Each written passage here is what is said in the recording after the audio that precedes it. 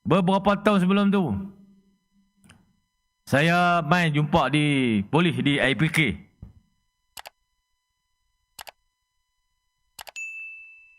Ketua Siasatan Jenayah OCCI Ni tanya polis Orang Portugis. Nama dia Satar. Saya muda lagi. Saya kata di kampung dalam daerah saya ramai orang main judi. Mereka main dalam kebun sawit. Banyak lapot sampai orang menega di tempat tu. Menega nasi lah. Tak balik. Menega nasi. Dia kata, "Pak siapa hang lambat report?" Saya kata, "Saya pergi report banyak tempat lah, tak jalan." Jadi saya main di IPK ni supaya IPK lah ambil tindakan tu.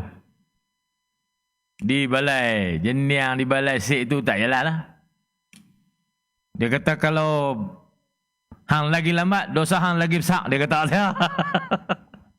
OCCI tu pun kemas dia. Hang main lambat, lagi dosa hang besar. Saya kata, dosa tuan besar lagi. Tuan ada kuasa, saya tak ada kuasa. Tuan lah kena pergi benterah semua ni. Dia kata, "Tak faham, tunggu Ustaz." Dia daripada IPK Kedah sewa lori bonnet. Lori ais tu lah.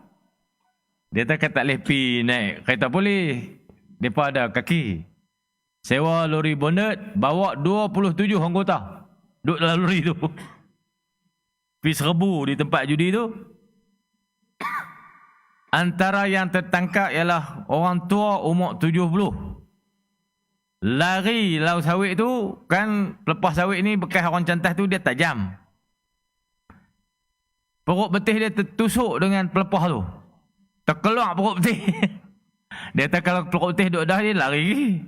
Oleh kerana dah tertusuk dengan pelepah sawit tu, dia tak lari lah. Antara yang ditangkap orang tua.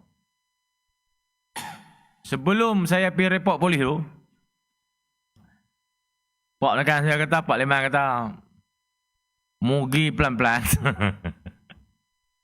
Ambil pelepah pisang. Mu godam tengah belakang, dia kata. Pelepah pisang ni, bila godam orang, dia keluar ayak. Bila dia pegang-gagah, darah dah. Mereka duduk dalam gelap, bukannya tahu. Ayak pelepah pisang tu, godam tengah belakang. Saya patut, kalau aku godam seorang, Pak tu godam aku semua, mampu aku.